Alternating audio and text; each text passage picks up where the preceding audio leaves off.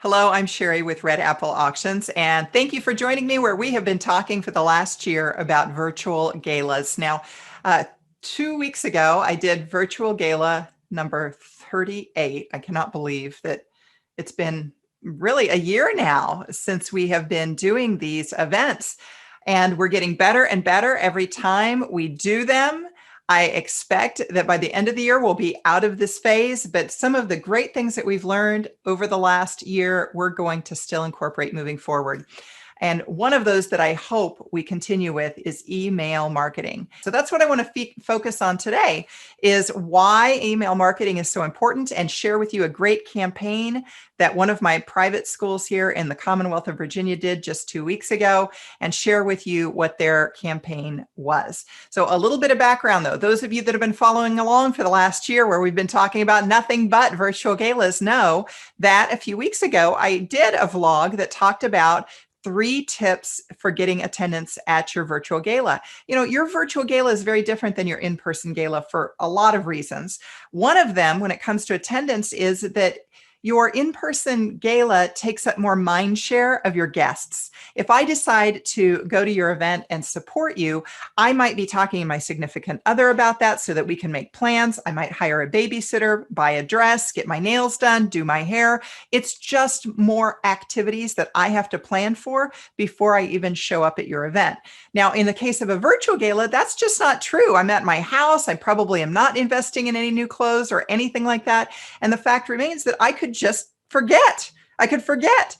That's why this year it's so important to call people, to email, to text them if your auction software allows for that, because we need to make sure that we get bodies. We've got to have people there. People make the party. How many times have I said that? People make the party.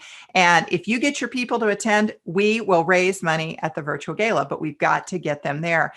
Just this past week, I was visiting with a friend of mine. She was raising money for a library out in the Midwest. Her job as a volunteer was she was tasked with calling some of their donors and reminding them about the virtual gala, asking for their support. You're going to be there, you're going to help us out, all that sort of thing. So today, though, we're talking about email marketing.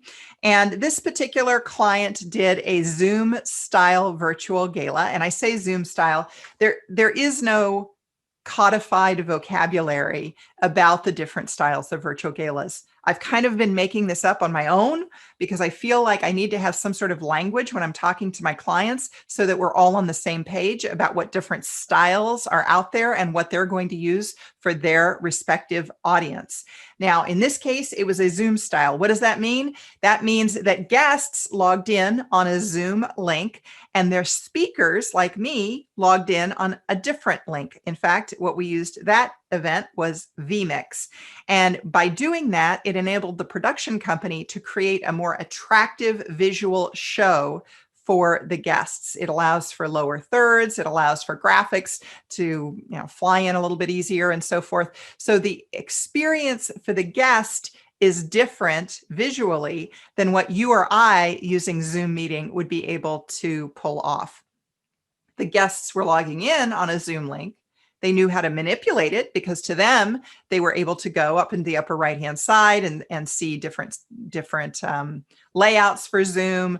They could chat like you do in Zoom, but the actual visual component was different than what you or I could get. Hopefully that explains to you kind of what I mean. So sometimes I've referred to this as Zoom on steroids. I've referred to it as Zoomzilla. The fact is that I don't really want to go all into the technology because we don't really need to know that. We just need to know what the finished effect looks like to make a decision. So anywho, in visiting with this client, they did a great job of doing the pre-event marketing, and they sent out 6 emails within 24 hours of that event happening.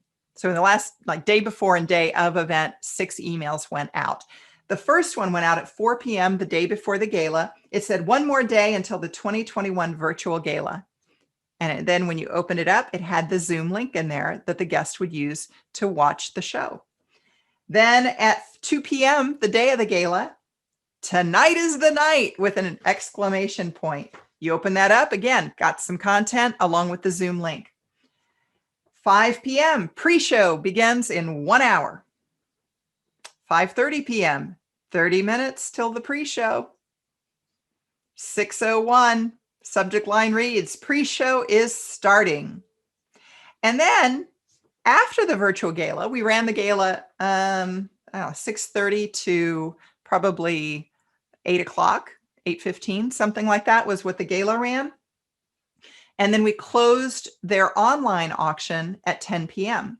Now, this group had never had an online auction before. They'd only had a silent auction at their in-person event with paper bid sheets, but that isn't working this year. So everything becomes an online auction. So their software was able to put those items in an online auction. So they said in their subject line, silent auction closes in 30 minutes. It was really an online auction, but any of their guests who've attended that event would not know the difference between an online and silent. I mean, they've always had a silent. Some of my other clients have online auctions and live auctions and silent auctions, and everything's sold a little bit differently. But this group, they referred to it as a silent auction, but it was sold in an online auction style. This is great marketing. That is the kind of emphasis you need. They had 125 logins, I think it was, that night. They had alumni log in. They'd never had alumni participate like they did this year in the gala, logging in from all different types of states, supporting their alma mater school, even though they're in Texas and California and so forth. Why? Because they can this year. That's one of the advantages of the virtual gala. It enables people to low barrier of entry when it comes to participating in the event. So I would encourage you this year to really make an effort to include great email marketing, text-based marketing, phone calls. Get the people to attend the party and we'll raise you money. Very important this year with the virtual gala, but I also hope that some of these great lessons that we've learned from better marketing with our virtual galas, that we carry through so that when we all are joining together safely again, we're able to still use some of those lessons to get bigger audiences at our in-person event as well. Now, if you're looking for other tips on virtual galas, you can head over to the YouTube channel. I've got all of the videos posted up there from the last year, but you can also go to the website under the free resources tab, and there's two specific resources that are geared towards virtual galas. One of those is the Conversation COVID-19 series. I have Conversation 5 and 6 available to you. I've already retired Conversations 1 through 4, just in an effort to keep things clean and up to date. So Conversation 5 talks about gift boxes, VIP sponsor boxes, and Conversation 6 is really showcasing different styles of virtual galas so that you can watch those, get an idea of what your guests would see, and then be able to make a decision based on that as to what you want to have for your virtual gala. The other resource is my virtual gala cheat sheet, and that's a 3-page downloadable document where I kind of quickly go through the pluses and minuses of each virtual gala style, again, with an effort of trying to get you to understand the options that you have available to you.